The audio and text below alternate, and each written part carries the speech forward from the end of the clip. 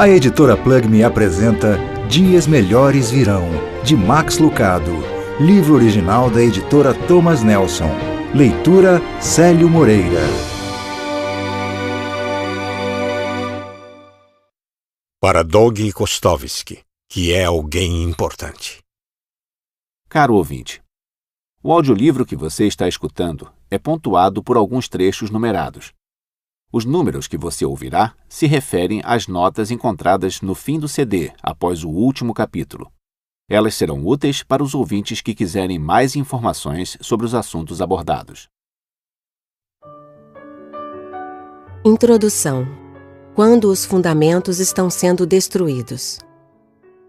O que pode fazer a pessoa honesta quando as leis e os bons costumes são desprezados? O Senhor Deus está no seu santo templo. O seu trono está no céu. Ele vê todas as pessoas e sabe o que elas fazem. Salmo 11, versículos 3 e 4 em nova tradução na linguagem de hoje. A pergunta de Davi não é nossa também? Quando os fundamentos estão sendo destruídos, que pode fazer o justo? Quando a doença ataca, quando o casamento acaba, quando os filhos sofrem e quando a morte nos assalta, o que devemos fazer? Curiosamente, Davi não responde à sua pergunta com uma resposta, mas com uma declaração. O Senhor Deus está no seu santo templo. O seu trono está no céu. Sua intenção é inconfundível. Deus não muda por causa de nossas tempestades. Ele não recua diante de nossos problemas. Ele não se espanta com esses problemas. Ele está no seu santo templo. Ele está no seu trono nos céus. Prédios podem cair, carreiras podem desmoronar, mas Deus não. Destroços e escombros nunca o desanimaram. Deus sempre transformou a tragédia em triunfo. Não foi isso que ele fez com José? Observe José na prisão no Egito. Seus irmãos o venderam. A esposa de Potifar o entregou. Se o seu mundo está desabando, o mesmo aconteceu com José. Ou considere Moisés, cuidando dos rebanhos no deserto. Era isso que ele pretendia fazer com sua vida? Dificilmente. Seu coração batia com o sangue judeu. Sua paixão era liderar os escravos. Por que então Deus o deixou conduzindo ovelhas? E Daniel? O que dizer de Daniel? Ele estava entre os mais brilhantes e melhores jovens de Israel, o que equivalia a ser um cadete de uma famosa academia militar ou estudante de uma faculdade de altíssimo nível. Mas ele e toda a sua geração foram levados de Jerusalém. A cidade estava destruída. O templo estava em ruínas.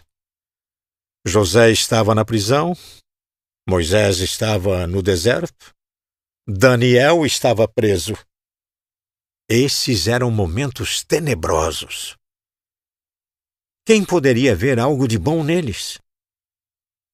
Quem poderia imaginar que a prisão de José era apenas um estímulo para transformá-lo no primeiro-ministro? Quem teria imaginado que Deus estava dando a Moisés um treinamento de 40 anos no deserto, por meio do qual ele lideraria o povo? E quem poderia ter imaginado que Daniel, o prisioneiro, logo seria o conselheiro do rei? Deus faz coisas assim. Ele fez com José, com Moisés, com Daniel, e principalmente, ele fez com Jesus. Em nossos momentos mais difíceis, talvez vejamos o que os seguidores de Cristo viram na cruz. A inocência sacrificada, a bondade assassinada, a fortaleza dos céus atravessada. Mães choravam, o mal dançava, e os apóstolos tinham de se perguntar: o que pode fazer a pessoa honesta quando a lei e os bons costumes são desprezados? Deus respondeu à pergunta deles com uma declaração. Com o rumor da terra e o rolar da pedra, ele os fez se lembrar. O Senhor Deus está no seu santo templo. O seu trono está no céu. E hoje devemos lembrar que ele ainda está lá. Ele ainda está no seu templo, ainda está no seu trono, ainda está no controle.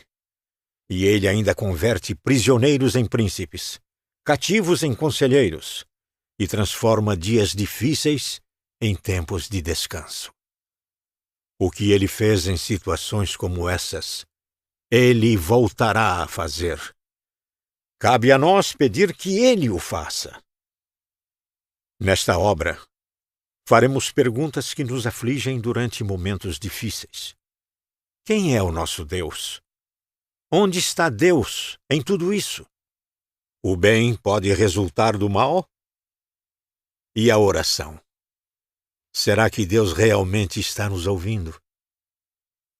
Enquanto examinamos juntos essas perguntas, oro para que a paz e o entendimento de Deus toquem o seu coração e tragam cura ao seu espírito.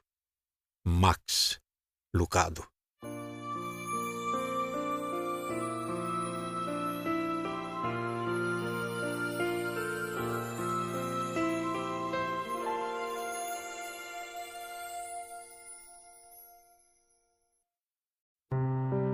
Capítulo 1. Onde está Deus? Quando acontece uma tragédia, seja pessoal, nacional ou global, as pessoas se perguntam como Deus pôde permitir que tais coisas acontecessem. No que ele estava pensando? Ele realmente está no controle? Podemos confiar a condução do universo a alguém que permite isso? É importante reconhecer que Deus habita uma esfera diferente. Ele ocupa outra dimensão. Os meus pensamentos não são os pensamentos de vocês. Nem os seus caminhos são os meus caminhos.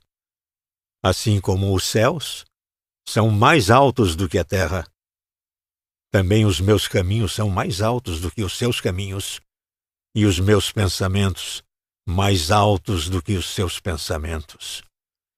Isaías, capítulo 55, versículos 8 e 9. Dê uma atenção especial à comparação implícita. Os pensamentos de Deus não são os nossos pensamentos, nem são como os nossos, nem estamos na mesma vizinhança. Estamos pensando, preserve o corpo. Ele está pensando, preserve a alma. Sonhamos com um aumento de salário. Ele sonha ressuscitar os mortos. Evitamos a dor e procuramos paz. Deus usa a dor para trazer paz. Vou viver antes de morrer, decidimos.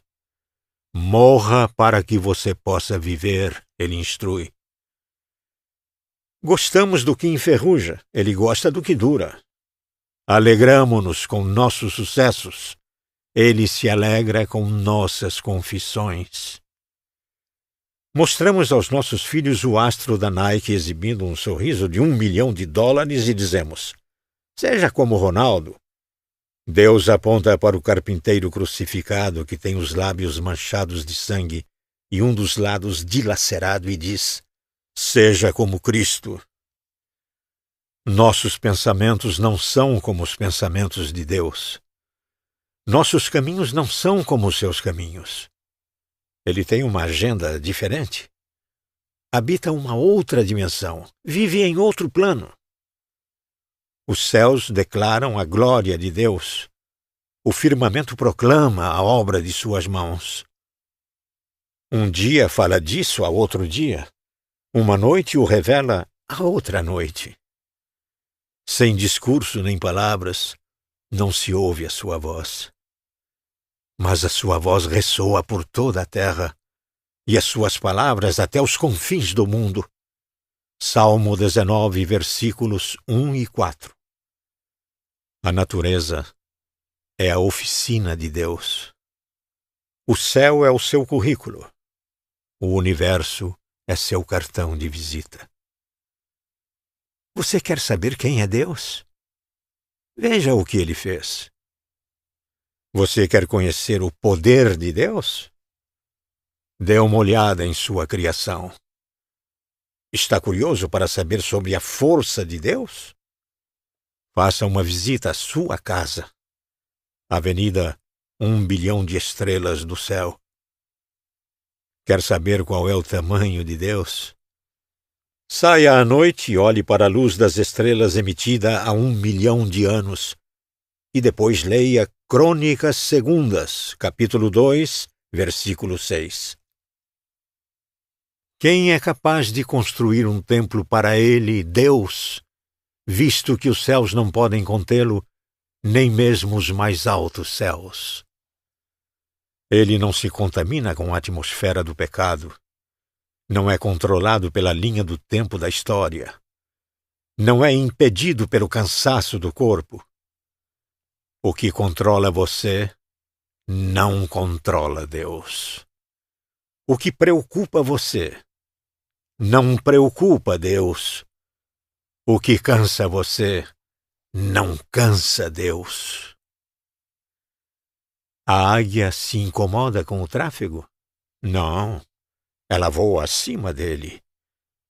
A baleia fica inquieta com um furacão? É claro que não. Ela mergulha abaixo dele. O leão se agita com um rato no meio de seu caminho? Não, ele pisa no rato.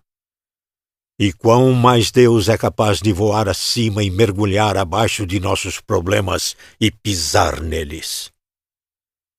O que é impossível para o homem é possível para Deus. Veja Mateus, capítulo 19, versículo 26. Nossas perguntas traem nosso entendimento. Como Deus pode estar em todos os lugares ao mesmo tempo? Quem diz que Deus está preso ao corpo? Como Deus pode ouvir todas as orações que chegam até Ele? Talvez os ouvidos de Deus sejam diferentes dos seus. Como Deus pode ser o Pai, o Filho e o Espírito Santo? É possível que o céu tenha um conjunto de leis físicas diferente do da Terra? Se as pessoas aqui da Terra não me perdoarem, até que ponto serei eu culpado diante de um Deus santo? Oh, é exatamente o contrário. Deus sempre pode conceder graça quando nós, humanos, não podemos. Foi Ele quem a inventou. Como é vital que oremos munidos do conhecimento de que Deus está no céu. Oremos com uma convicção um pouco menor e nossas orações serão tímidas, superficiais e vazias. Erga os olhos, veja o que Deus fez e observe como suas orações são estimuladas. Esse conhecimento nos dá confiança enquanto enfrentamos o futuro incerto. Sabemos que Deus está no controle do universo e por isso podemos descansar seguros.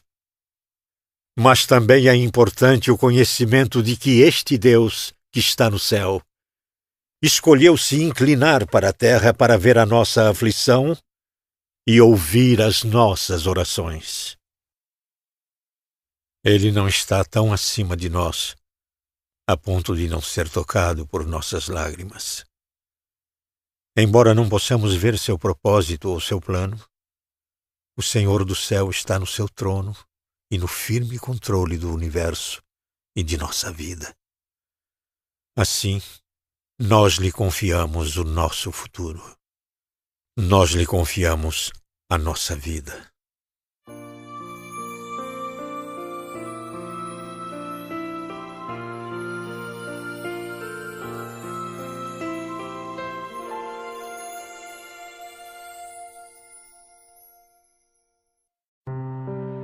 Capítulo 2.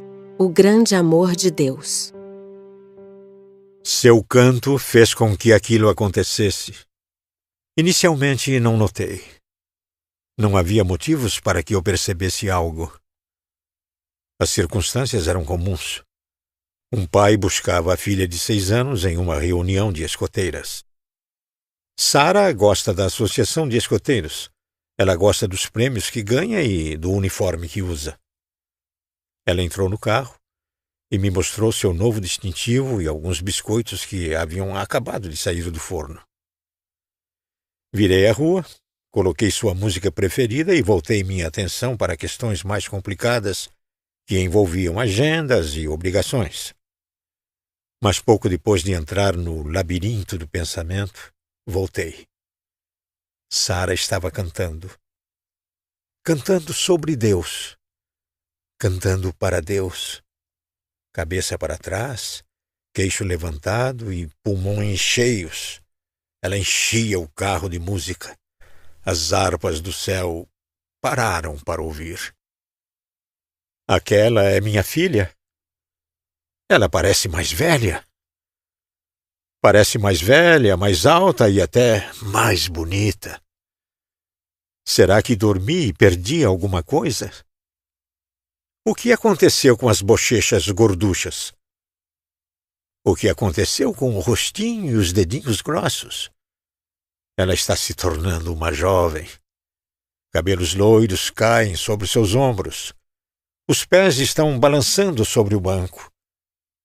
Em algum lugar durante a noite, uma página foi virada e... Bem, olhe para ela. Se você é pai ou mãe, sabe o que quero dizer. Ainda ontem, seu filho usava fraldas. Hoje ele quer as chaves do carro. De repente, seu filho está na metade do caminho para ir para a faculdade e estão acabando suas chances de demonstrar seu amor por ele. E por isso você fala. Foi o que fiz. A música parou e Sara parou. Eu ejetei a fita, pus minha mão no ombro dela e disse: Sara, você é muito especial. Ela se virou e sorriu de modo tolerante. Algum dia um rapaz de pernas peludas vai roubar seu coração e levá-la para o próximo século. Mas nesse momento você é minha. Ela inclinou a cabeça, olhou para fora por 1 minuto. Depois olhou para mim novamente e perguntou: Pai, por que você está tão estranho? Acho que essas palavras pareciam esquisitas para uma menina de 6 anos. O amor de um pai ou de uma mãe soa estranho aos ouvidos de uma criança. Meu acesso de emoção estava além da compreensão de Sara. Mas isso não me impediu de falar. Não há como nossa mente pequena compreender o amor de Deus. Mas isso não o impede de vir até nós. E nós também inclinamos nossa cabeça. Como Sara, nos perguntamos o que o nosso pai estava fazendo. Do berço em Belém à cruz em Jerusalém, pensamos no amor do nosso pai.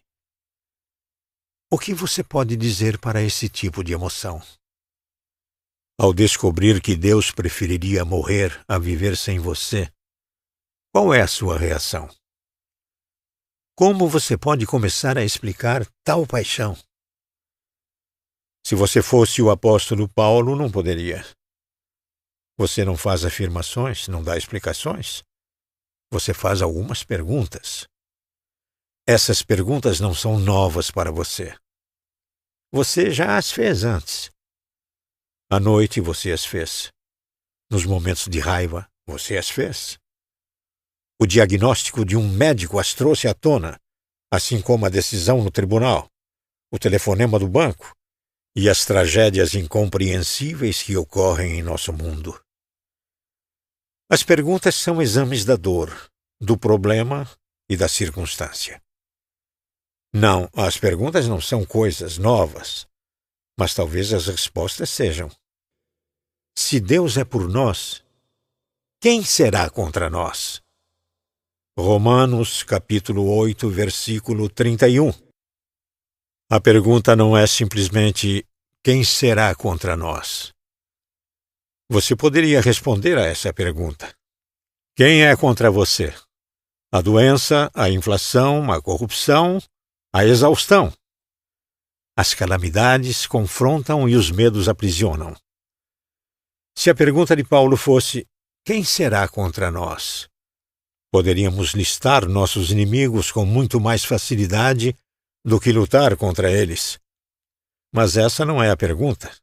A pergunta é: se Deus é por nós, quem será contra nós? Perdoe-me por um momento. 4 palavras neste versículo merecem sua atenção. Ouça lentamente a frase. Deus é por nós. Por favor, pare por um instante antes de continuar. Ouça-o novamente em voz alta. Peço desculpas à pessoa que está ao seu lado. Deus é por nós. Repita a frase 4 vezes, desta vez enfatizando cada palavra. Vamos lá. Você não está com tanta pressa assim? Deus é por nós. Deus é por nós. Deus é por nós.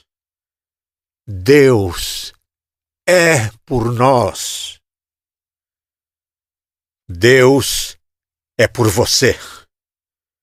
Seus pais podem ter se esquecido de você. Seus professores podem tê-lo ignorado. Seus irmãos podem ter vergonha de você. Mas ao alcance de suas orações está o Criador dos oceanos, Deus. Deus é por você. Não pode ser. Não foi. Não era. Não seria. Mas Deus é. Ele é por você. Hoje, neste momento, neste minuto, enquanto você ouve esta frase. Não é preciso esperar em uma fila ou voltar amanhã. Ele está com você. Ele não poderia estar mais perto do que está neste segundo. A lealdade de Deus não será maior se você for melhor nem menor, se você for pior. Ele é por você. Deus é por você. Vire-se para a linha lateral. Lá está Deus torcendo pela sua corrida. Olhe para a linha de chegada. Lá está Deus aplaudindo os seus passos. Ouça-o nas arquibancadas gritando o seu nome. Cansado demais para continuar? Ele irá carregá-lo. Desanimado demais para lutar? Ele o está levantando. Deus é por você.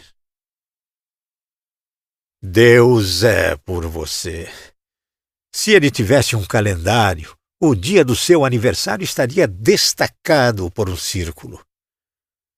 Se ele dirigisse um carro, seu nome estaria no para-choque.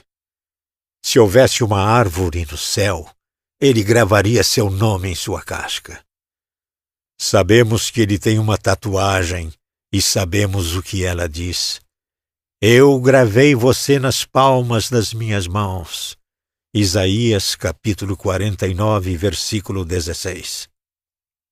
Haverá mãe que possa esquecer seu bebê que ainda mama e não ter compaixão do filho que gerou? Pergunta Deus em Isaías, capítulo 49, versículo 15. Que pergunta estranha. Você, mãe, consegue imaginar seu filho mamando e depois, mais tarde, perguntar: qual era o nome dessa criança? Não, eu a vejo cuidar de seu filho. Você acaricia seus cabelos, toca-lhe o rosto, cantarola o nome dele repetidas vezes. Mãe consegue se esquecer? De modo algum. Contudo, embora ela possa esquecê-lo, eu não me esquecerei de você. Promete Deus, Isaías capítulo 49, versículo 15. Deus está com você. E sabendo disso, Quem é contra você? A morte pode prejudicá-lo agora? A doença pode roubar sua vida? Seu objetivo pode ser levado ou seu valor diminuído? Não. Ainda que o próprio inferno possa se pôr contra você, ninguém pode derrotá-lo. Você está protegido. Deus está com você. Aquele que não poupou seu próprio filho, mas o entregou por todos nós, como não nos dará juntamente com ele e de graça todas as coisas? Romanos capítulo 8, versículo 32. Imagine um homem que se depara com uma criança sendo espancada por delinquentes.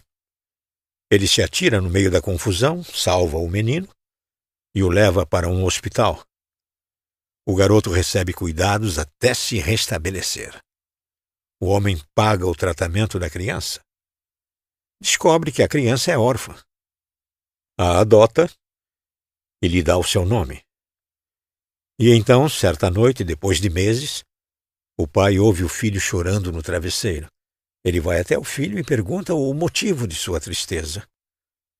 Estou preocupado, pai. Estou preocupado com o dia de amanhã. Onde vou conseguir comida para comer? Como vou comprar roupas para continuar aquecido? E onde vou dormir? Com toda razão, o pai fica preocupado. Eu não lhe mostrei? Você não entende? Arrisquei minha vida para salvá-lo. Dei meu dinheiro para tratá-lo. Você usa meu nome. Eu chamei de meu filho. Eu faria tudo isso e depois não supriria suas necessidades? Esta é a pergunta de Paulo. Aquele que entregou seu filho não supriria nossas necessidades? Mas ainda assim nos preocupamos. Preocupamo-nos com a Receita Federal, com o vestibular e com o FBI. Preocupamo-nos com a educação, a recreação e com o resfriado. Preocupamo-nos com a possibilidade de não termos dinheiro suficiente e, quando o temos, nos preocupamos porque não estamos certos de que conseguiremos administrá-lo bem. Preocupamo-nos porque o mundo acabará antes de o parquímetro vencer. Preocupamo-nos com o que o cachorro pensará se ele nos vir quando estivermos saindo do chuveiro. Preocupamo-nos porque algum dia descobriremos que aquele iogurte light engordava. Agora me diga honestamente, Deus salvou você para que você se preocupasse? Ele o ensinaria a andar só para vê-lo cair? Ele seria pregado na cruz por seus pecados e depois desprezaria suas orações? Vamos lá. As Escrituras estão nos provocando quando dizem: por que a seus anjos ele dará ordens a seu respeito para que o protejam em todos os seus caminhos? Salmo 91, versículo 11. Não creio que estejam. Quem nos separará do amor de Cristo? Romanos 8, versículo 35. Aí está. Esta é a pergunta. Aqui está o que queremos saber. Queremos saber até quando o amor de Deus durará. Deus realmente nos ama para sempre? Não só no domingo de Páscoa, quando nossos sapatos estão lustrados e nosso cabelo arrumado. Quero saber, lá no íntimo, todos queremos saber, não é mesmo? Como Deus se sente em relação a mim quando sou um idiota? Não quando estou animado, confiante e pronto para lidar com a fome do mundo. Nessa hora, não. Sei como ele se sente com relação a mim em momentos como esses. Até eu gosto de mim nessas ocasiões. Quero saber como ele se sente com relação a mim quando sou ríspido com qualquer coisa que se move, quando meus pensamentos são terríveis, quando minha língua está afiada o suficiente para cortar uma pedra. Como ele se sente em relação a mim nesses momentos. E quando coisas ruins acontecem, Deus se preocupa? Ele me ama em meio ao medo? Ele está comigo quando o perigo está à espreita? Deus deixará de me amar? Esta é a questão. Esta é a preocupação. Oh, você não diz. Você nem pode saber. Mas eu posso vê-lo em seu rosto. Posso ouvi-lo em suas palavras. Será que exagerei nesta semana? Na última terça-feira, quando bebi vodka até não conseguir andar. Na última quinta-feira, quando meus negócios me levaram a um lugar que não tinha nada a ver. No último verão, quando amaldiçoei o Deus que me criou, enquanto eu estava em pé ao lado do túmulo do filho que ele me deu. Será que fui longe demais? Esperei demais? Falhei demais? Estava duvidoso demais? Com medo demais? Irado demais com a dor neste mundo? É isso que queremos saber. Quem nos separará do amor de Cristo? Deus respondeu a nossa pergunta antes que a formulássemos. Para que víssemos sua resposta, Ele iluminou o céu com uma estrela. Para que a ouvíssemos, Ele encheu a noite de um coral. E para que crêssemos, Ele fez o que nenhum homem jamais sonhou. Ele se fez carne e habitou entre nós. Ele pôs sua mão no ombro da humanidade e disse: Você é muito especial. Sem estar limitado pelo tempo, Ele nos vê a todos. Desde o lugar mais remoto da Virgínia ao centro empresarial de Londres. Desde os vikings aos astronautas. Desde os moradores de cavernas aos reis. Desde os construtores de cabanas aos mestres de obras. Ele nos vê. Errantes e maltrapilhos, Ele nos viu antes de nascermos. Ele ama o que vê. Transbordando de emoção, vencendo o orgulho, o Criador das estrelas se vira para nós, um por um, e diz: Você é meu filho. Eu o amo muito. Sei que algum dia você se afastará de mim e irá embora. Mas quero que você saiba que já estabeleci um caminho de volta.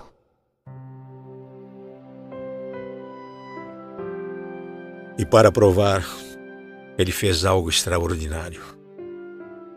Deixando seu trono, Ele tirou seu manto de luz e se revestiu de pele, da pele humana pigmentada. A luz do universo entrou em um ventre escuro e molhado. Aquele a quem os anjos adoram aconchegou-se na placenta de uma camponesa. Nasceu na noite fria e depois dormiu sobre o feno destinado a uma vaca. Maria não sabia se lhe dava leite ou louvor, mas lhe deu ambas as coisas, uma vez que ele estava, até onde ela podia imaginar, com fome e era santo. José não sabia se o chamava de Júnior ou pai, mas no final ele o chamou de Jesus, seguindo as palavras do anjo e reconhecendo não ter a mínima ideia do nome que deveria dar a um Deus que ele poderia embalar nos braços. Nem Maria nem José foram tão diretos como minha Sara em suas palavras.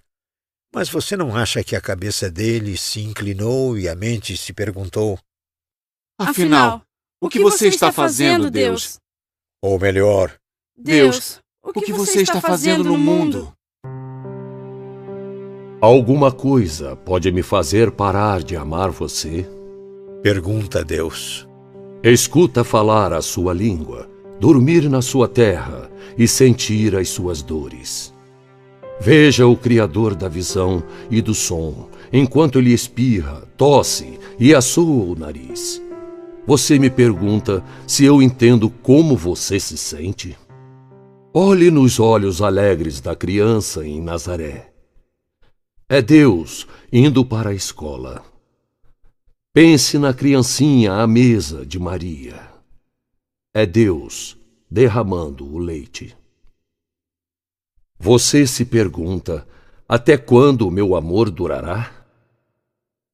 Encontre sua resposta em uma cruz cheia de lascas, em uma colina escarpada. Sou eu, seu Criador, seu Deus, que você vê lá em cima. Transpassado por cravos e jorrando sangue, todo cuspido e molhado pelo pecado. É o seu pecado que estou sentindo. É a sua morte que estou morrendo. É a sua ressurreição que estou vivendo. Isso é o quanto eu amo você. Alguma coisa pode nos separar? Pergunta o filho primogênito. Ouça a resposta e firme seu futuro nas palavras de Paulo. Estou convencido de que nem morte, nem vida, nem anjos, nem demônios, nem o presente, nem o futuro, nem quaisquer poderes, nem altura, nem profundidade, nem qualquer outra coisa na criação será capaz de nos separar do amor de Deus que está em Cristo Jesus, nosso Senhor. Romanos capítulo 8, versículos 38 e 39.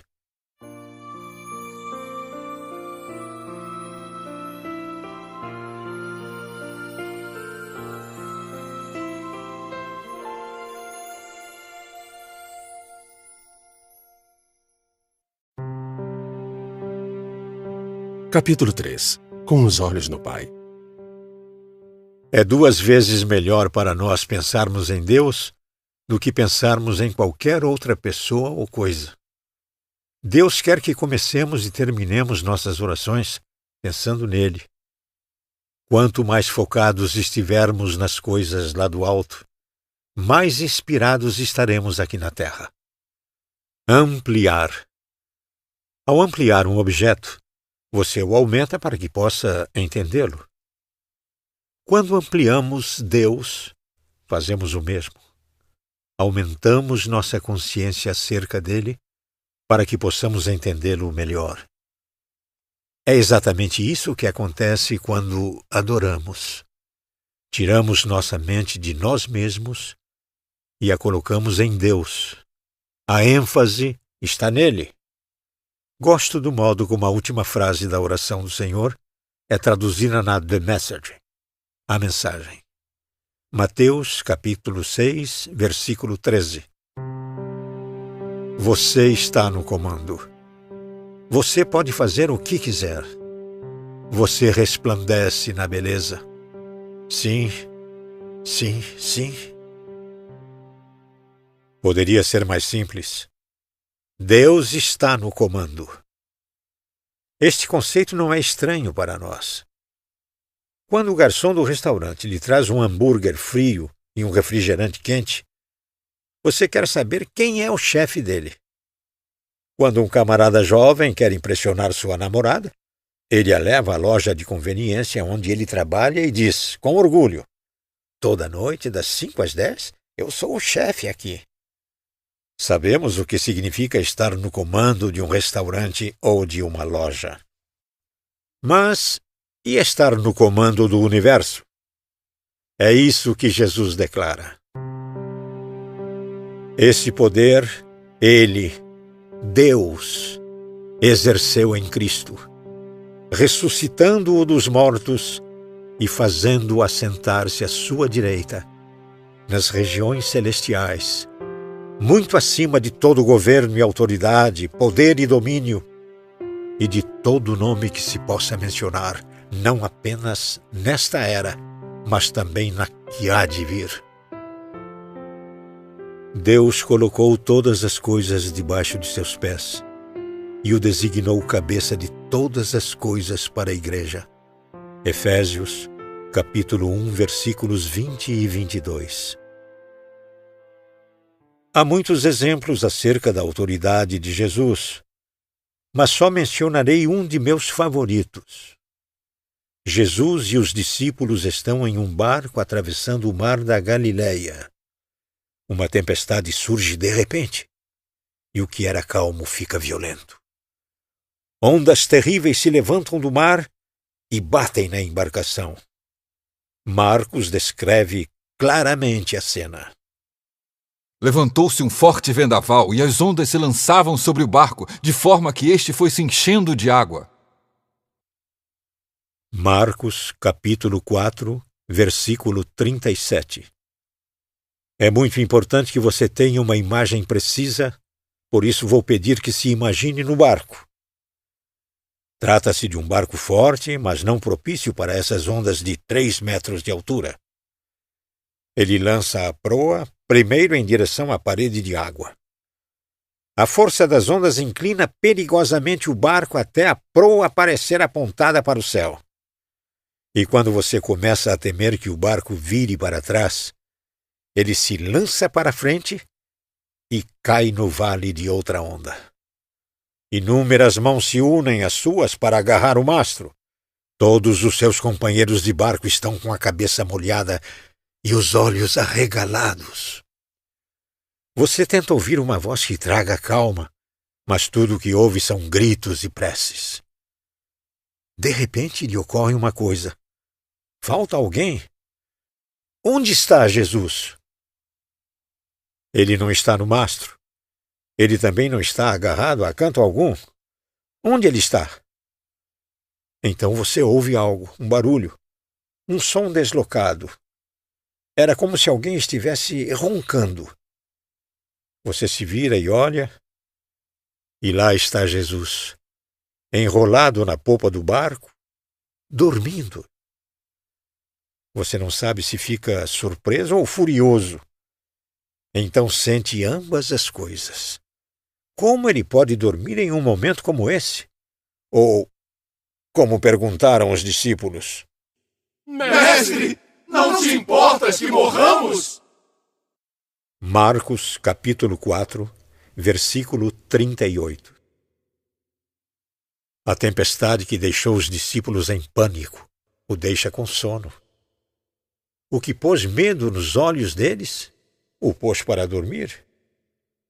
O barco era um túmulo para os seguidores de Jesus e um berço para Cristo. Como ele podia dormir durante a tempestade? Simples. Ele estava no comando do barco. Ele se levantou, repreendeu o vento e disse ao mar: Aquiete-se, acalme-se. O vento se aquietou e fez-se completa bonança. Então perguntou aos seus discípulos: Por que vocês estão com tanto medo? Ainda não têm fé? Marcos, capítulo 4, versículos 39 e 40. Incrível!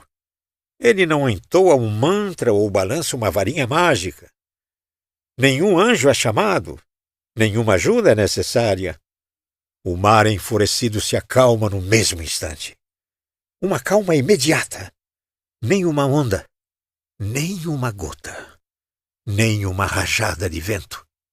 Em um instante, o mar deixa de ser uma torrente agitada para ser um lago tranquilo.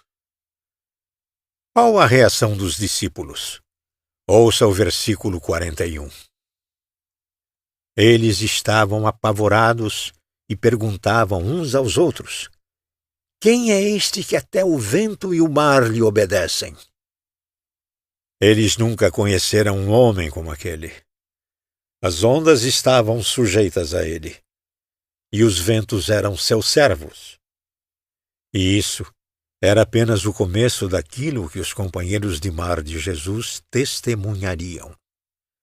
Antes de tudo acabar, eles veriam peixes pularem para dentro do barco, demônios se precipitarem em porcos, paralíticos passarem a dançar e cadáveres se tornarem pessoas vivas e com fôlego de vida. Até aos espíritos imundos ele dá ordens e eles lhe obedecem. Marcos, capítulo 1, versículo 27.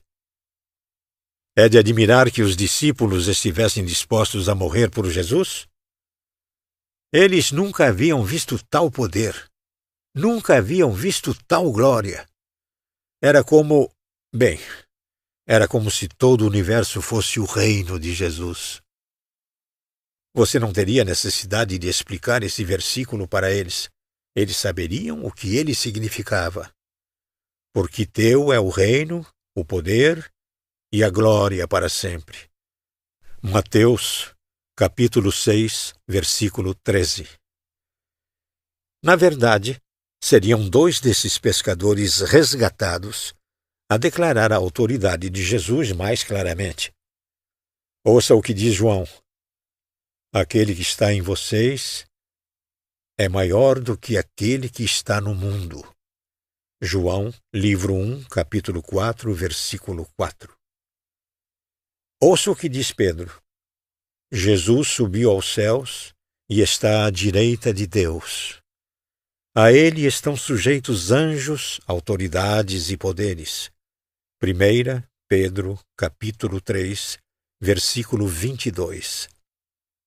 É justo que eles declarem a autoridade de Jesus. É justo que façamos o mesmo. E quando o fazemos, declaramos sem dúvida: o governador do universo governa o nosso coração.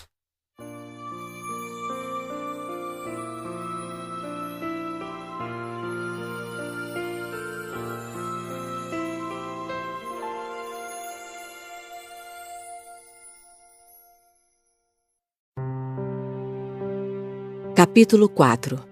O bem triunfa. Como Deus pode permitir que o mal traga destruição e perda à nossa vida? Por que Ele não nos protege dos que cometem atos pecaminosos e maus?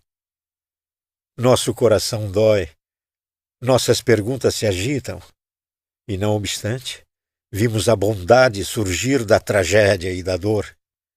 Feitos heróicos, a compaixão abnegada, um senso de comunidade do tipo todos por um. De algum modo, em meio a algo mal, a bondade luta para prevalecer. É de fato possível que algo mal pudesse acabar por ser usado para o bem? Para responder a essa pergunta, temos de olhar para trás, para o começo do próprio mal. 2 vezes nas Escrituras, a cortina do tempo se abre e nos é concedido um vislumbre da aposta mais insensata da história. Satanás era um anjo que não estava contente de estar perto de Deus. Ele tinha de estar acima de Deus. Lúcifer não estava satisfeito em prestar adoração a Deus. Queria ocupar o trono de Deus. De acordo com Ezequiel, não havia entre os anjos alguém que tivesse a beleza e a maldade de Satanás. Você era o modelo da perfeição, cheio de sabedoria e de perfeita beleza. Você estava no Éden, no jardim de Deus. Todas as pedras preciosas o enfeitavam. Caminhava entre as pedras fulgurantes. Você era inculpável em seus caminhos, desde o dia em que foi criado até que se achou maldade em você. Ezequiel, capítulo 28, versículos 12 e 15. Os anjos, como os humanos, foram criados para servir e adorar a Deus. Foi dado aos anjos, como aos humanos, o livre arbítrio. Do contrário, como eles poderiam adorar? Tanto Isaías como Ezequiel descrevem um anjo mais poderoso do que qualquer humano, mais belo do que qualquer criatura, porém mais tolo do que qualquer ser que já tenha existido. Seu orgulho foi a razão de sua queda. A maioria dos estudiosos aponta Isaías, capítulo 14, versículos 13 e 14, como a descrição da queda de Lúcifer. Subirei aos céus, erguerei o meu trono acima das estrelas de Deus. Eu me assentarei no monte da Assembleia, no ponto mais elevado do Monte Santo. Subirei mais alto que as mais altas nuvens. Serei como o Altíssimo. Você não pode perder a cadência de arrogância nas palavras. Subirei, erguerei, me assentarei, subirei, serei. Uma vez que tentou ser como Deus, Satanás se afastou de Deus e passou a história tentando convencer-nos a fazer o mesmo. Não foi essa a estratégia que ele usou com Eva? Vocês serão como Deus, ele prometeu. Gênesis, capítulo 3, versículo 5. Ele não mudou. É tão egocêntrico agora como era naquele tempo. É tão tolo agora como era naquele tempo. E é simplesmente tão limitado agora como era naquele tempo. Mesmo quando o coração de Lúcifer era bom, ele era inferior a Deus. Todos os anjos são inferiores a Deus. Deus conhece tudo. Ele só conhece o que Deus revela. Deus está em todos os lugares.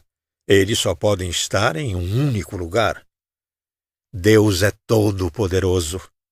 Os anjos só são poderosos até onde Deus lhes permite ser. Todos os anjos, incluindo Satanás, são inferiores a Deus. E isso talvez surpreenda você. Satanás ainda é um servo de Deus. Ele não quer ser, não pretende ser, não gostaria de nada menos do que construir seu próprio reino. Mas ele não pode. Toda vez que tenta promover sua causa, ele acaba por promover a causa de Deus. Erwin Lutzer articula este pensamento em seu livro A Serpente do Paraíso. O diabo é tão servo de Deus em sua rebelião quanto era nos dias de sua doce obediência. Não podemos citar Lutero com muita frequência. O diabo é o diabo de Deus. Satanás tem papéis diferentes a desempenhar, dependendo do conselho e dos propósitos de Deus. Ele tem por obrigação o serviço de cumprir a vontade de Deus no mundo. Ele deve fazer o que o Todo-Poderoso disser. Devemos lembrar que ele tem poderes terríveis, mas saber que esses poderes só podem ser exercidos sob a direção e o agrado de Deus nos dá esperanças. Satanás não está simplesmente livre para devastar as pessoas à vontade. Satanás está fazendo o que o Todo-Poderoso diz. Está buscando a permissão de Deus. Tal linguagem soa estranha aos seus ouvidos? Talvez. Se for o caso, você pode estar certo de que Satanás preferiria que você não ouvisse o que estou para dizer. Ele preferiria, certamente, que você fosse enganado a pensar nele como uma força independente, com poder ilimitado. Satanás não tem nenhum poder, exceto o poder que Deus permite.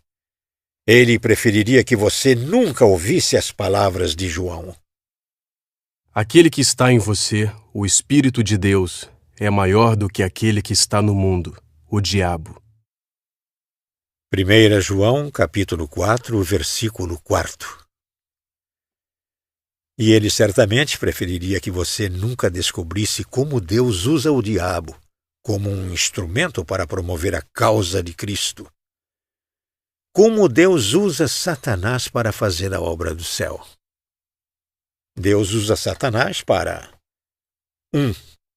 Aperfeiçoar os fiéis. Todos temos a doença do mal.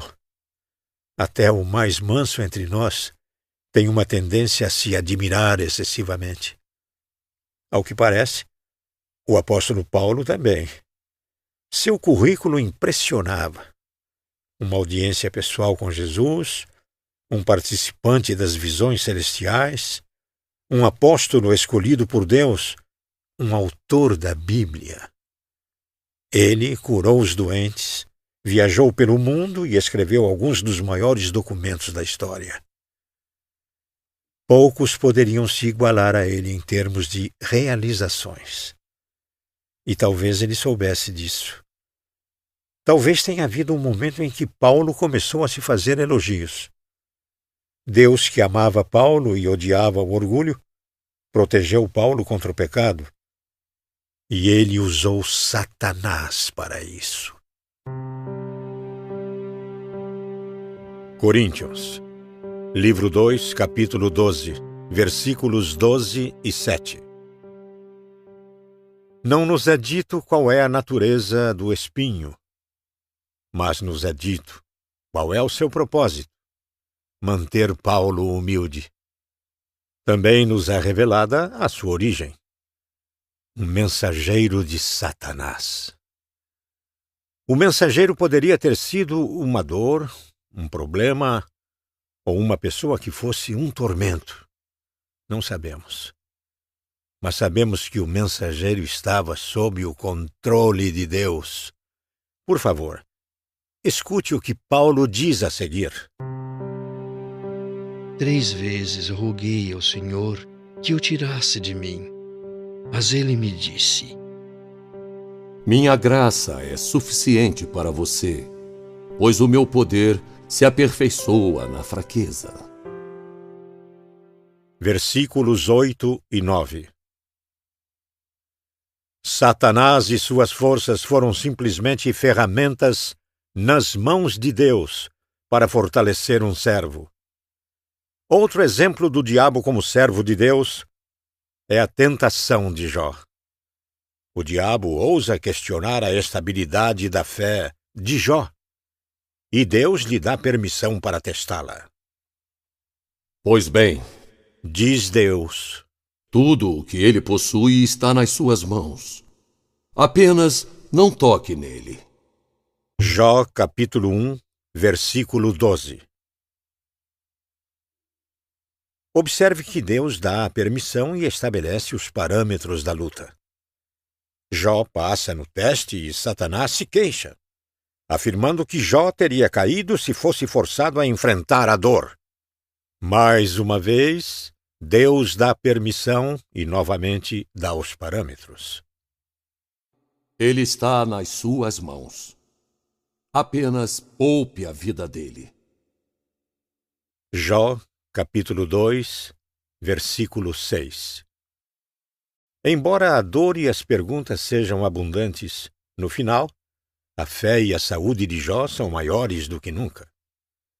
Mais uma vez, talvez não entendamos a razão para o teste, mas conhecemos a sua fonte. Ouça este versículo do último capítulo.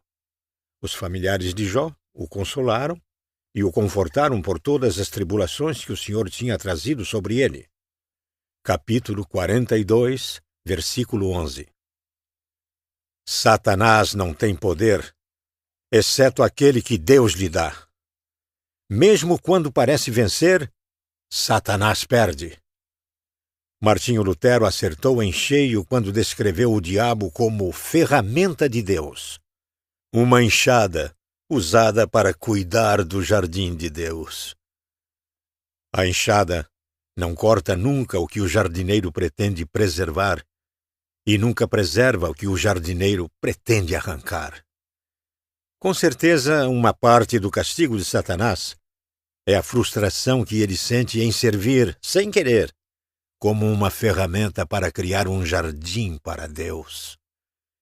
Satanás é usado por Deus para aperfeiçoar os fiéis. Deus também usa o diabo para 2. Despertar os que dormem. Centenas de anos antes de Paulo, outro líder judeu lutou contra seu ego, mas perdeu. Saul, o primeiro rei de Israel, se consumiu de ciúmes. Davi, o filho mais novo de uma família que cuidava de ovelhas, roubou a cena. Tudo em Davi era melhor do que em Saul. Ele cantava melhor, impressionava mais as mulheres e até matou os gigantes que Saul temia. Mas em vez de comemorar as habilidades dadas por Deus a Davi, Saul ficou loucamente hostil. Deus, em um visível esforço para despertá-lo desta névoa de ciúmes, recrutou a ajuda de seu relutante servo, Satanás. No dia seguinte, um espírito maligno mandado por Deus apoderou-se de Saul, e ele entrou em transe em sua casa. 1 Samuel, capítulo 18, versículo 10. Observe um princípio sério. Há momentos em que o coração fica tão duro e os ouvidos tão insensíveis que Deus nos leva a sofrer as consequências de nossas escolhas. Nesse caso, o demônio foi liberado para atormentar Saul. Se Saul não bebia do cálice da bondade de Deus, que passasse então um tempo bebendo do cálice da fúria do inferno. Que ele seja levado ao desespero, para que possa ser trazido novamente para os braços de Deus. 2. O Novo Testamento refere-se a incidentes em que a mesma disciplina foi aplicada. Paulo castiga a igreja em Corinto por tolerar a imoralidade. Sobre um adúltero na igreja, ele diz: Entreguem esse homem a Satanás para que o corpo seja destruído e seu espírito seja salvo no dia do Senhor. 1 Coríntios, capítulo 5, versículo 5. Outro exemplo de tal ação é o caso de Himeneu e Alexandre, 2 discípulos que naufragaram na fé e influenciaram os outros de modo negativo. Os quais entreguei a Satanás, diz Paulo para Timóteo, para que aprendam a não blasfemar. 1 Timóteo, capítulo 1, versículo 20. Por mais drástico que pareça, Deus, na verdade, permitirá que uma pessoa vivencie o inferno na terra, na esperança de despertar a fé dessa pessoa. O amor santo faz a escolha difícil, que consiste em levar o filho a sofrer as consequências de sua rebeldia. A propósito, será que isso não ajuda a explicar o mal desenfreado que existe no mundo? Se Deus nos permite sofrer as consequências de nosso pecado, e o mundo está cheio de pecadores, então o mundo será repleto de pecados. Não era isso que Paulo queria dizer no primeiro capítulo de Romanos? Depois de descrever aqueles que adoraram a criação e não o Criador, Paulo diz: Deus os entregou a paixões vergonhosas. Romanos, capítulo 1, versículo 26. Deus gosta de ver a angústia e os vícios de seus filhos? Não mais que um pai gosta de disciplinar um filho. Mas o amor santo faz escolhas difíceis. Lembre-se de que a disciplina deveria resultar em misericórdia, não em miséria. Alguns santos são despertados por um tapinha no ombro, enquanto outros precisam de um safanão na cabeça. Satanás recebe o chamado, e ele também é convocado para 3. Ensinar a igreja. Talvez a ilustração mais clara de como Deus usa Satanás para cumprir seus propósitos seja encontrada na vida de Pedro. Veja a advertência que Jesus lhe faz. Simão, Simão, Satanás pediu vocês para peneirá-los como trigo. Mas eu orei por você, para que a sua fé não desfaleça. E quando você se converter, fortaleça os seus irmãos. Lucas, capítulo 22, versículos 31 e 32. Mais uma vez, observe quem está no controle. Mesmo tendo um plano, Satanás teve de obter permissão. Foi-me dada toda a autoridade nos céus e na terra, explicou Jesus, e esta é a prova. Mateus, capítulo 28, versículo 18. O lobo não pode chegar à ovelha sem a permissão do pastor. E o pastor só permitirá o ataque se a longo prazo a dor compensar o ganho. O propósito deste teste é prover um testemunho para a igreja. Jesus estava permitindo que Pedro passasse por uma provação para que ele pudesse encorajar seus irmãos. Talvez Deus esteja fazendo o mesmo com você. Deus sabe que a igreja precisa de testemunhos vivos do seu poder. Sua dificuldade, sua doença, seu conflito estão preparando você para que seja uma voz de encorajamento para seus irmãos. Tudo de que você precisa é lembrar destas palavras. Não sobreveio a vocês tentação que não fosse comum aos homens, e Deus é fiel. Ele não permitirá que vocês sejam tentados além do que podem suportar. Mas quando forem tentados, Ele mesmo lhes providenciará um escape, para que o possam suportar. Coríntios, livro 1, capítulo 10, versículo 13. Vocês planejaram o mal contra mim, mas Deus o tornou em bem. Gênesis, capítulo 50, versículo 20.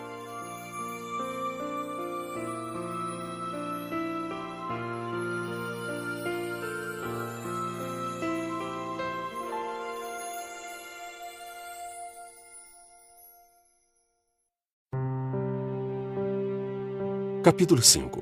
O gosto amargo da vingança. Justiça ou vingança? É a justiça que exige que aqueles que fazem o mal contra a nossa sociedade devam ser punidos por esta mesma sociedade. Mas justiça é muito diferente de vingança. Vingança é uma questão de coração. A vingança diz: espere, vou pegar você. Quando somos magoados ou ofendidos, não demora muito para que nos vejamos querendo acertar as contas com aqueles que estão em dívida conosco. Não há alguém que lhe deva algo? Uma desculpa? Uma segunda chance? Um novo começo? Uma explicação? Um agradecimento? Uma infância? Um casamento? Pare e pense nisso, o que não o incentivo a fazer por muito tempo. E você poderá fazer uma lista de muita gente que está em dívida para com você. Seus pais deveriam ter sido mais protetores. Seus filhos deveriam ter sido mais gratos. Seu cônjuge deveria ser mais sensível.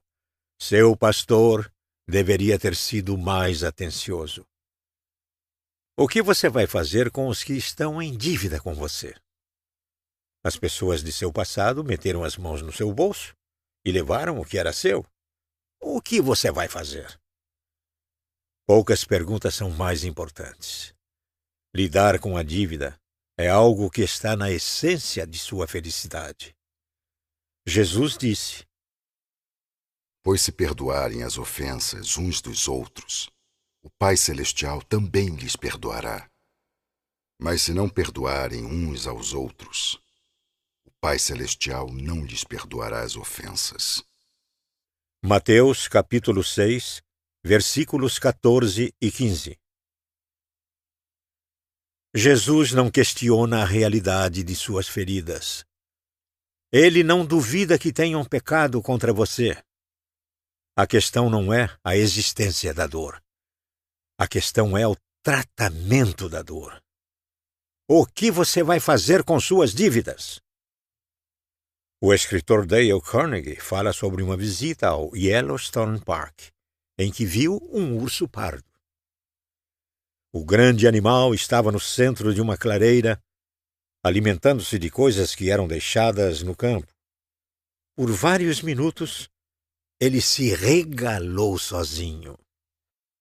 Nenhuma criatura ousava se aproximar. Alguns minutos depois, um gambá atravessou a campina em direção à comida e se acomodou ao seu lado. O urso não protestou. E Carnegie soube por quê.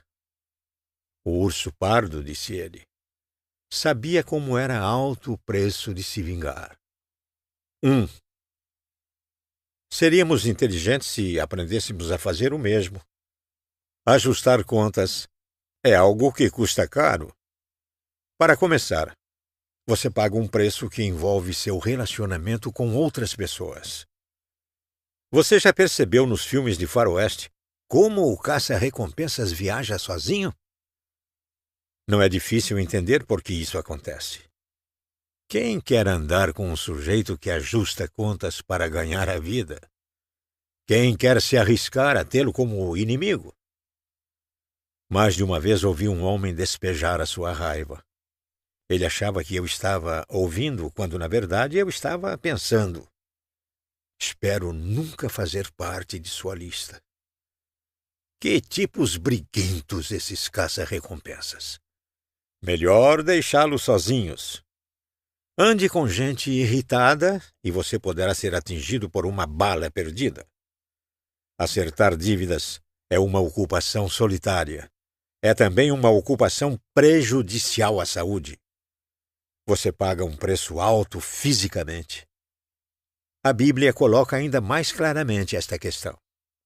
O ressentimento mata o insensato.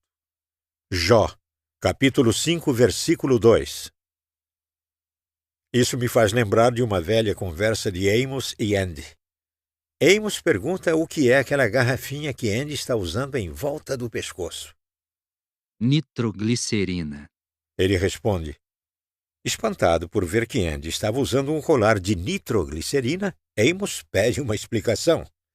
Andy fala sobre um colega que tinha o péssimo hábito de bater no peito das pessoas enquanto estava falando.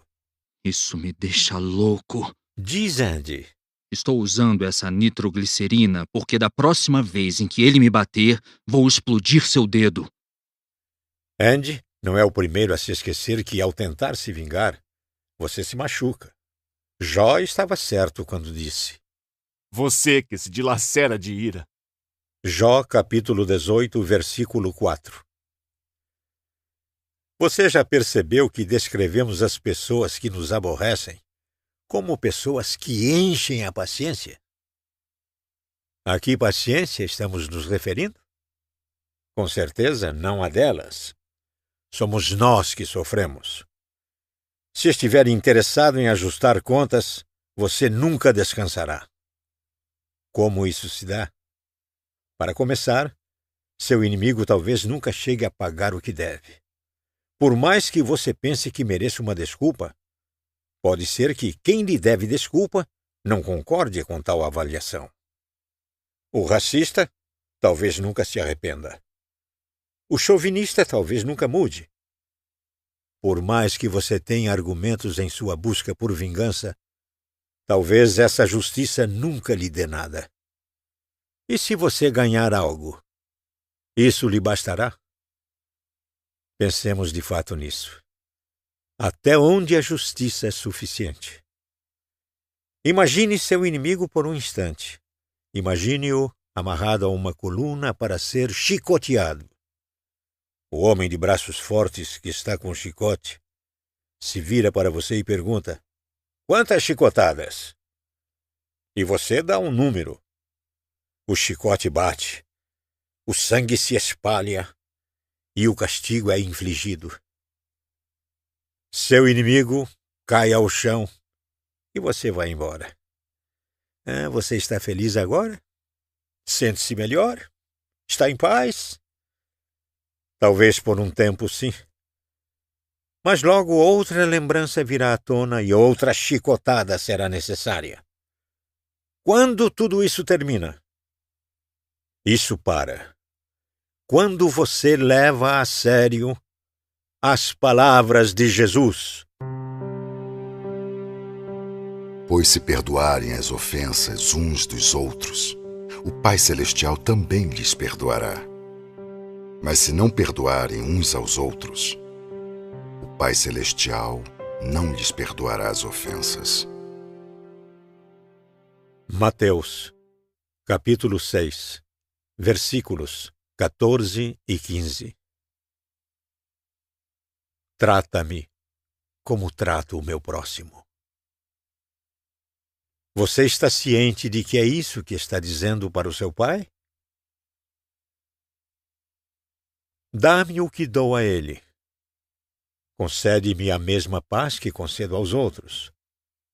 Deixa-me desfrutar da mesma tolerância que ofereço. Deus irá tratá-lo como você trata os outros. Você gostaria de ter paz? Então, pare de infernizar o seu próximo.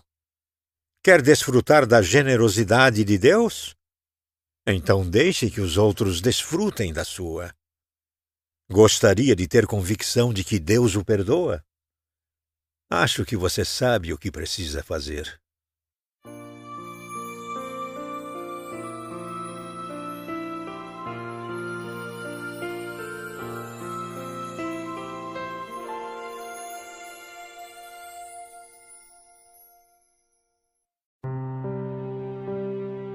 Capítulo 6.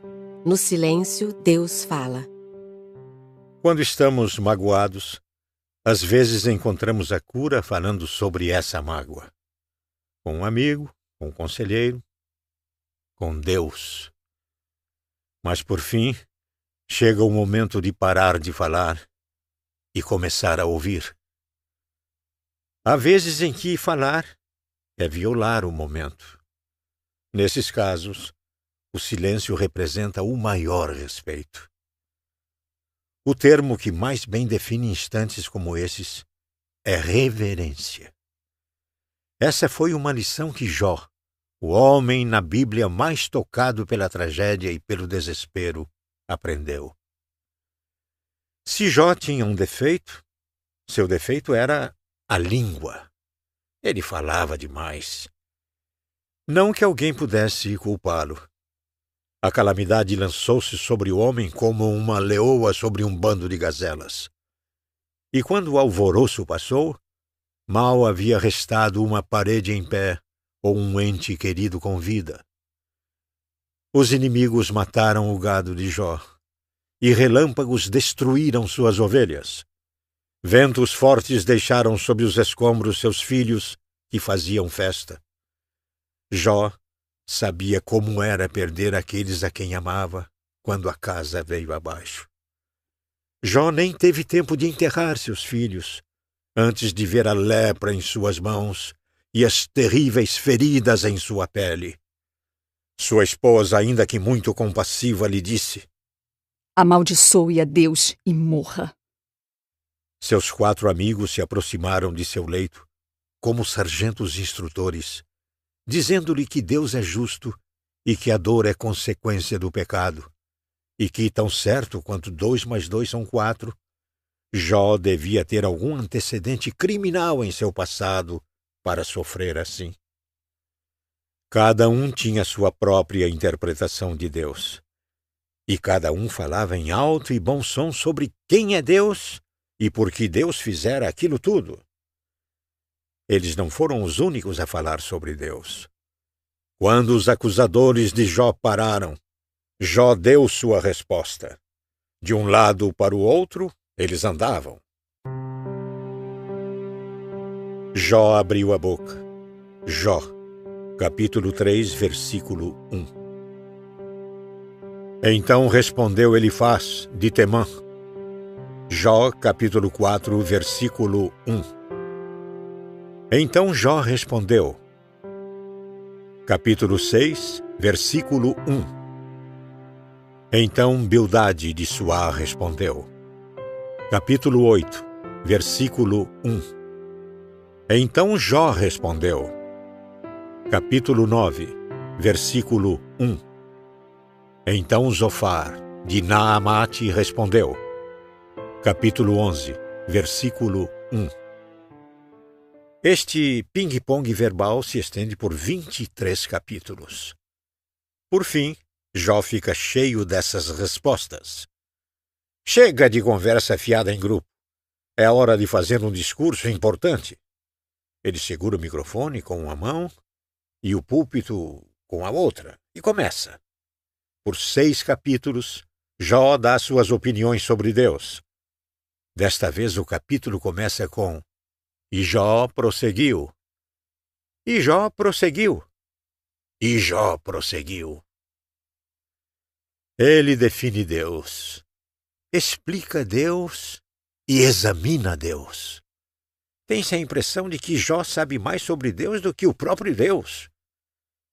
Chegamos ao capítulo 37º do livro, antes de Deus limpar a garganta para falar.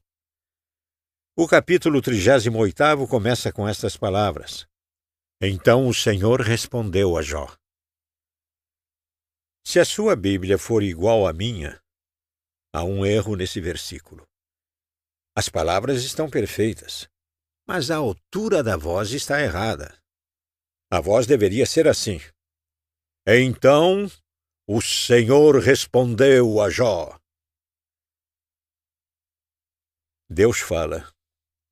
Rostos se voltam para o céu. Ventos inclinam as árvores. Os vizinhos se lançam nos abrigos para tempestades. Gatos sobem correndo nas árvores. E cachorros se enfiam no meio das moitas. Está ventando, querido. Melhor tirar os lençóis do varal. Deus não precisou abrir mais a sua boca para que Jó soubesse que deveria manter a sua fechada. Vou fazer-lhe perguntas e você me responderá. Onde você estava quando lancei os alicerces da terra? Responda-me, se é que você sabe tanto. Quem marcou os limites das suas dimensões? Talvez você saiba. E quem estendeu sobre ela a linha de medir? E os seus fundamentos sobre o que foram postos?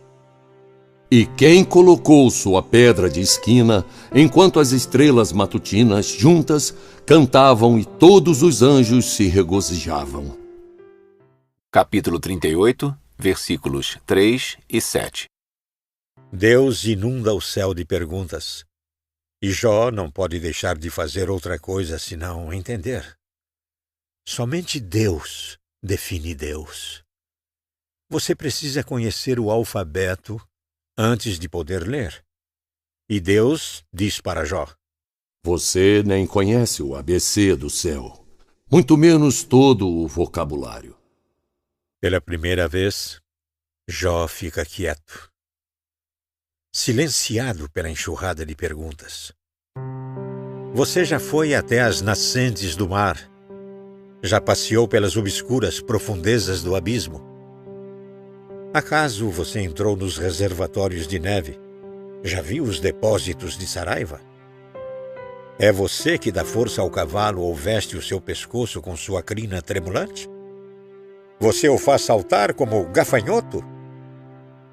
É graças à inteligência que você tem que o falcão alça voo e estende as asas rumo ao sul?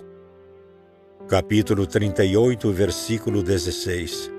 Capítulo 22, versículo 39. E capítulos 19, 20 e 26. Jó mal tem tempo para balançar a cabeça em resposta a uma pergunta antes de outra lhe ser feita. A implicação do pai é clara. Assim que você for capaz de lidar com estas simples questões relacionadas a armazenar estrelas e esticar o pescoço do avestruz, teremos uma conversa sobre dor e sofrimento. Mas até lá, não precisamos de seus comentários. Jó entendeu a mensagem? Acho que sim. Ouça a resposta de Jó. Sou indigno. Como posso responder-te? Ponho a mão sobre a minha boca. Capítulo 40, versículo 4. Observe a mudança. Antes de ouvir Deus, Jó não conseguia falar o suficiente. Depois de ouvir Deus, ele não conseguia falar nada. O silêncio era a única resposta adequada. Houve um tempo na vida de Thomas Camps em que ele também cobriu sua boca. Ele havia escrito muita coisa sobre o caráter de Deus. Mas um dia, Deus o confrontou com tamanha graça santa que daquele momento em diante, todas as palavras de Camps passaram a parecer palha.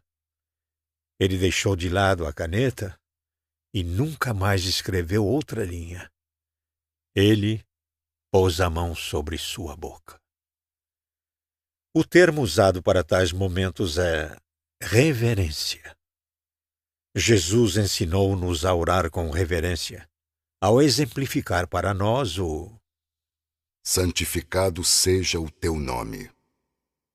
Essa frase é uma petição, não uma declaração. Um pedido, não um anúncio. Sê santificado, Senhor. Faze o que for preciso para ser santo em minha vida. Ocupa o teu legítimo lugar no trono. Exalta-te, engrandece-te, glorifica-te. Sê, Senhor, e eu ficarei em silêncio. A palavra santificado vem da palavra santo, e a palavra santo significa separar. A origem da palavra pode ser remontada a uma palavra antiga que significa cortar. Ser santo, então, é estar acima da norma, ser superior, ser extraordinário. O santo habita um nível diferente daquele em que o restante de nós vive. O que nos assusta não o assusta. O que nos preocupa não o preocupa. Sou mais um apreciador da terra firme do que um marinheiro, mas já andei de barco suficiente para saber qual é o segredo para encontrar terra em meio a uma tempestade. Você não mira outro barco. É claro que não fita as ondas. Tem em perspectiva um objeto não afetado pelo vento, uma luz na praia, e vai em direção a ela. A luz não é afetada pela tempestade. Ao buscar Deus, você faz o mesmo. Quando você tem em perspectiva o nosso Deus, se concentra naquele que vence qualquer tempestade que a vida pode trazer. Como Jó, você encontra paz na dor. Como Jó, você cobre sua boca e fica quieto. Parem de lutar. Saibam que eu sou Deus. Salmo 46, versículo 10. Esse versículo contém um mandamento com uma promessa. Qual o mandamento? Parem de lutar. Cubram a boca. Dobrem os joelhos. Qual a promessa? Vocês saberão que eu sou Deus. O barco da fé viaja em águas tranquilas. A crença anda nas asas da espera. Em meio às suas tempestades diárias, e nessa tempestade que assolou o nosso país e até o mundo inteiro, faça questão de ficar quieto e de ter Deus em perspectiva. Deixe que Deus seja Deus. Deixe que Ele o banhe em sua glória, para que tanto o seu fôlego como seus problemas sejam absorvidos de sua alma. Fique quieto. Fique em silêncio. Esteja aberto e disposto. Reserve um momento para ficar quieto e saber que Ele é Deus.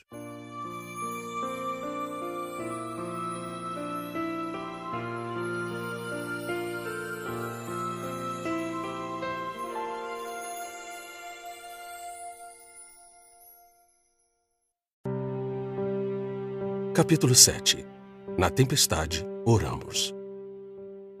Quando acontecem desastres, o espírito humano responde estendendo a mão para ajudar aqueles que são afetados. As pessoas ficam em filas para doar sangue. Milhões de dólares são doados para ajudar vítimas e suas famílias. Equipes de resgate trabalham por horas intermináveis.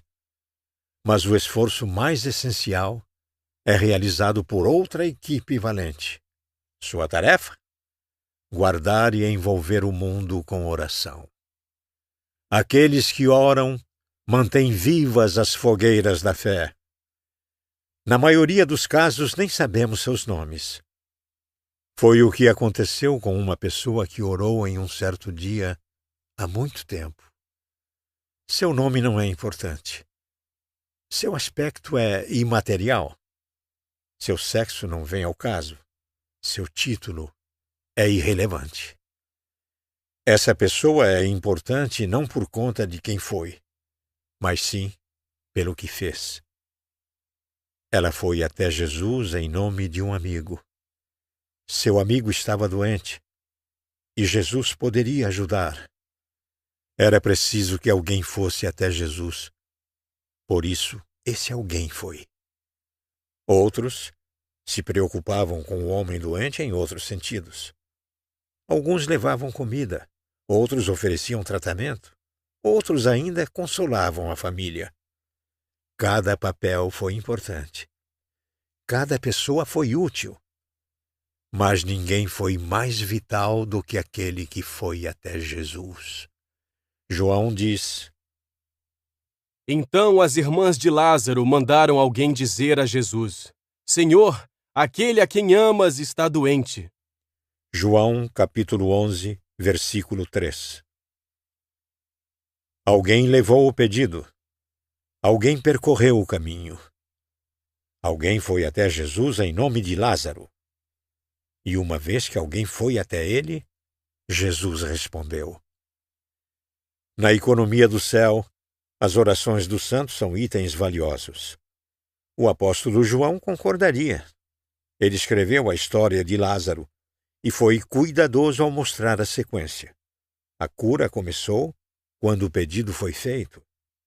Vale notar a frase que o amigo de Lázaro usou.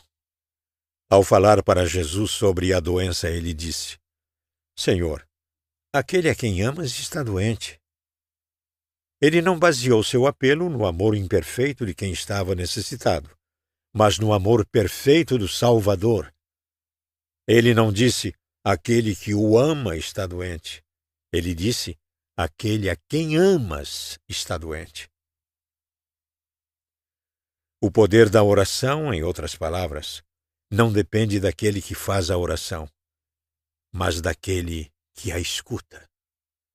Podemos e devemos repetir a frase de diversas formas. Aquele a quem amas está cansado, triste, com fome, sozinho, com medo, deprimido. As palavras da oração variam, mas a resposta nunca muda. O Salvador ouve a oração. Ele silencia o céu para não perder uma palavra. Ele ouve a oração. Você se lembra da frase do Evangelho de João? Ao ouvir isso, Jesus disse: Essa doença não acabará em morte. João, capítulo 11, versículo 4. O mestre ouviu o pedido. Jesus parou tudo o que estava fazendo e prestou atenção nas palavras do homem. Esse mensageiro anônimo foi ouvido por Deus. Você e eu vivemos em um mundo barulhento. Conseguir a atenção de alguém não é uma tarefa fácil. A pessoa deve estar disposta a pôr tudo de lado para ouvir, abaixar o rádio, afastar-se do monitor, dobrar a beira da página e deixar o livro de lado. Quando alguém está disposto a silenciar qualquer outra coisa para poder nos ouvir claramente, isso é um privilégio. Na verdade, um raro privilégio. Por isso, a mensagem de João é importante. Você pode conversar com Deus porque Ele ouve. Sua voz é importante no céu. Ele o leva muito a sério. Quando você está na presença de Deus, os servos se viram para você para ouvir sua voz. Você não precisa ter medo de ser ignorado. Ainda que você gagueje ou tropece, ainda que o que tem a dizer não impressione ninguém, Deus irá se impressionar. Ele vai ouvir. Ele ouve a súplica aflita dos idosos na casa de repouso. Ouve a confissão brusca de um prisioneiro no corredor da morte. Quando os alcoólatras pedem misericórdia, quando o cônjuge procura direção, quando o empresário sai da rua e entra na capela, Deus ouve. Com atenção, com cuidado. As orações são estimadas como joias preciosas. Purificadas e capacitadas, as palavras sobem uma deliciosa fragrância até o nosso Senhor. Da mão do anjo subiu diante de Deus a fumaça do incenso. Apocalipse, capítulo 8, versículo 4. Incrível! Suas palavras não param até que cheguem ao trono de Deus. Basta um chamado e a esquadrilha do céu aparece. Sua oração na terra aciona o poder de Deus no céu. Você é esse alguém no reino de Deus. Suas orações levam Deus a transformar o mundo. Você talvez não entenda o mistério da oração. Não precisa entendê-lo. Mas tudo isso está claro. As ações no céu começam quando alguém ora na terra. Que pensamento maravilhoso! Quando você fala, Jesus ouve. E quando Jesus ouve, o mundo é transformado. Tudo porque alguém orou.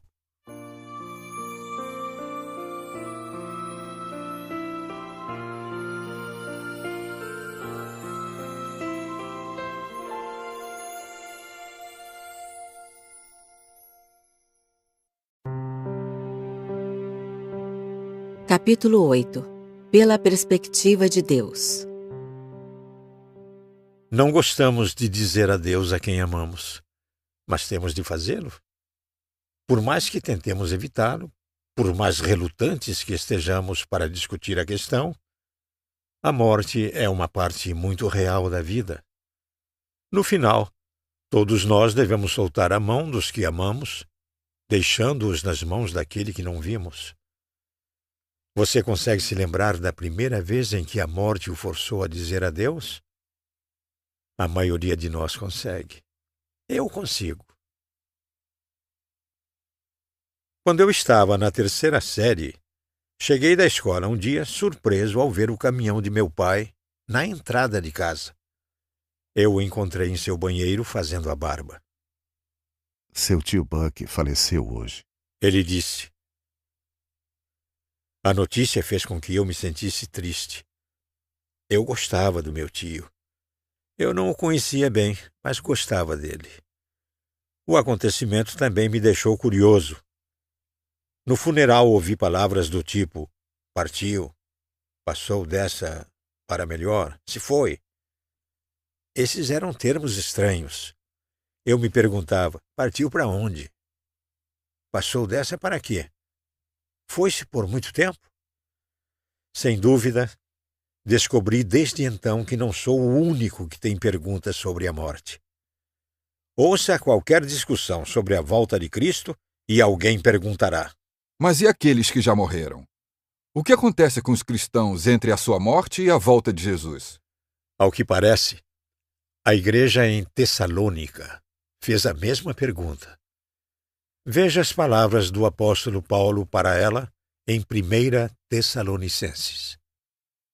Irmãos, não queremos que vocês sejam ignorantes quanto aos que dormem, para que não se entristeçam como os outros que não têm esperança. Capítulo 4, versículo 13. A igreja em Tessalônica já havia enterrado sua parcela de entes queridos. E o apóstolo queria que os membros que restaram estivessem em paz com relação àqueles que se foram. Muitos de vocês já enterraram entes queridos também. E assim como Deus falou com eles, Ele fala com vocês. Se neste ano você comemorar o aniversário de casamento sozinho, Deus falará com você. Se seu filho foi para o céu antes de ir para o jardim de infância, Deus falará com você. Se você perdeu um ente querido vítima da violência, se aprendeu mais do que gostaria de saber sobre uma doença, se seus sonhos foram enterrados enquanto o caixão descia à terra, Deus falará com você. Ele fala com todos nós, que ficamos ou ficaremos em pé na terra fofa ao lado de um túmulo aberto. E para nós, Ele dá esta palavra de confiança. Não queremos que vocês sejam ignorantes quanto aos que dormem, para que não se entristeçam como os outros que não têm esperança.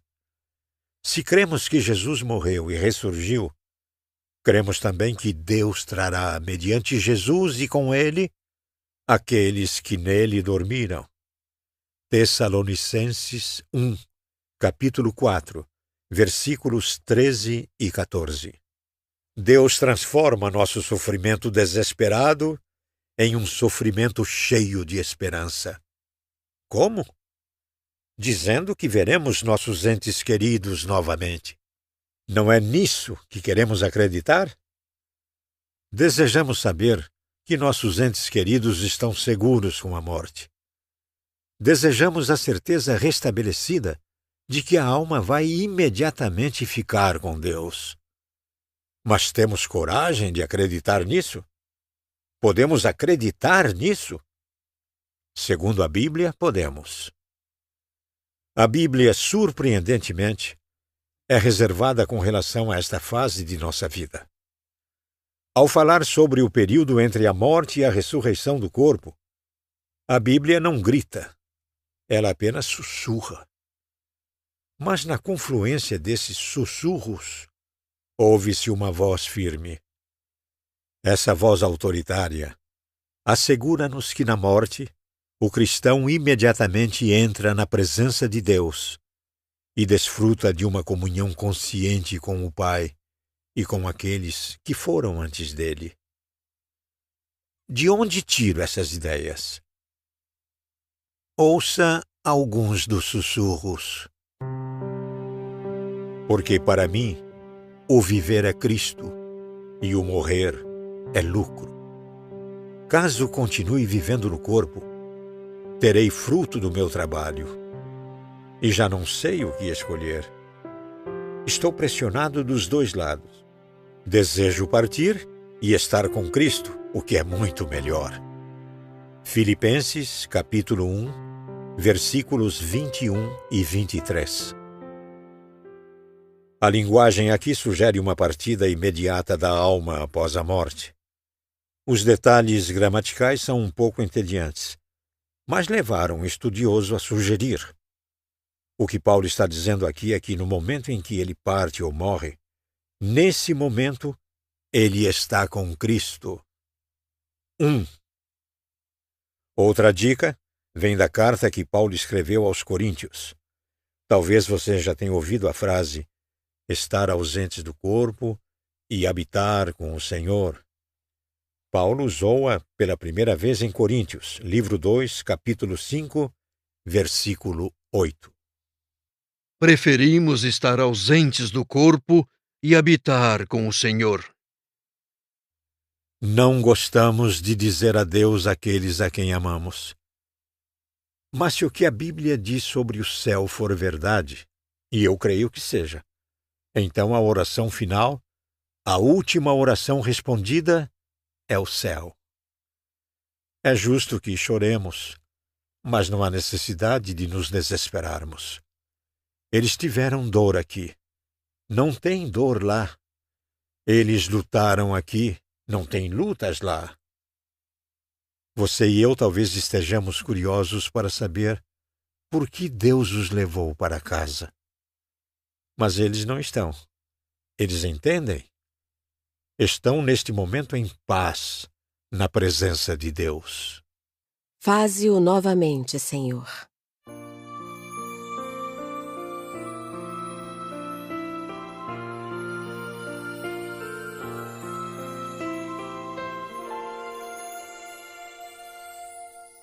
Uma oração para os momentos de aflição.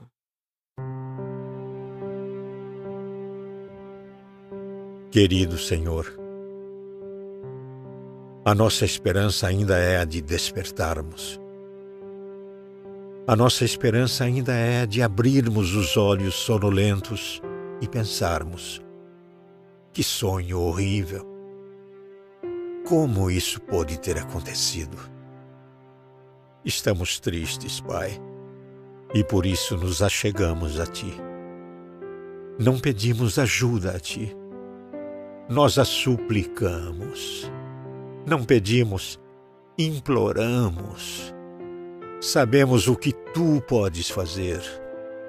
Lemos as histórias, refletimos nas histórias e agora suplicamos. Faze-o novamente, Senhor. Faze-o novamente. Tu te lembras de José? Tu o resgataste do poço. Tu podes fazer o mesmo por nós. Faze-o novamente, Senhor. Tu te lembras dos hebreus no Egito? Tu protegeste seus filhos contra o anjo da morte. Temos filhos também, Senhor. Faze-o novamente. E Sara, tu te lembras de suas orações? Tu as ouviste. Josué, tu te lembras de seus medos? Tu o inspiraste. E as mulheres no túmulo? Tu ressuscitaste sua esperança. As dúvidas de Tomé? Tu as levaste embora. Faze-o novamente, Senhor. Faze-o novamente. De cativo, tu transformaste Daniel em um conselheiro do rei. Tomaste Pedro, o pescador, e o fizeste Pedro, o apóstolo. Por causa de ti, Davi deixou de conduzir ovelhas para conduzir exércitos. Faze-o novamente, Senhor, pois precisamos de conselheiros hoje. Precisamos de apóstolos, precisamos de líderes. Faze-o novamente, querido Senhor. Sobretudo, faze novamente o que fizeste no Calvário. O que vimos nesta tragédia, tu viste ali naquela sexta-feira. A inocência acabou. Deus estava sofrendo. Mães estavam chorando. O mal estava dançando. Assim como as sombras caíram sobre nossos filhos, a escuridão caiu sobre o teu filho. Assim como o nosso mundo se despedaçou, o Filho da eternidade foi traspassado. Faze-o novamente, Senhor. E ao anoitecer, a canção mais doce do céu foi o silêncio, enterrado atrás de uma pedra. Mas tu não hesitaste, ó Senhor, tu não hesitaste. Depois de seu filho permanecer por 3 dias em um buraco escuro, tu rolaste a pedra, bradaste na terra e transformaste a sexta-feira mais escura no domingo mais brilhante. Faze-o novamente, Senhor. Transforma este Calvário em Páscoa. Obrigado por estas horas de oração. Que a tua misericórdia seja sobre todos os que sofrem. Concede àqueles que nos conduzem uma sabedoria que vá além de seus anos e experiência. Tem misericórdia das almas que partiram e dos feridos que ficaram. Dá-nos graça para que possamos perdoar e fé para que possamos crer. E olha com bondade para a tua igreja. Por 2000 anos, tu a tens usado para curar um mundo ferido. Faze-o novamente, Senhor. Faze-o novamente. Por meio de Cristo. Amém. 1.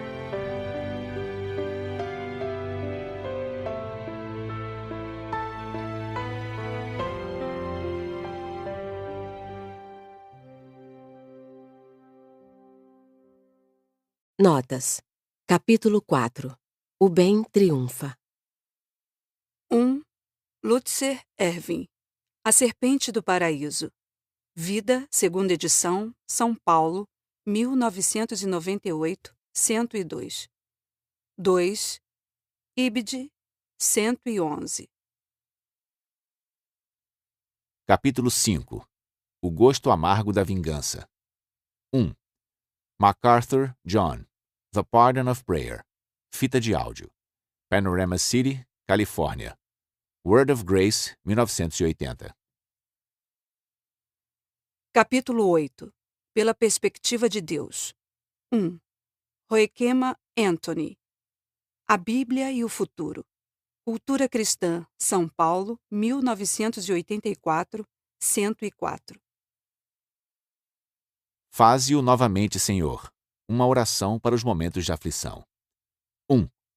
Adaptado de uma oração escrita para America Praise, uma vigília de oração pelo país, em 15 de setembro de 2001.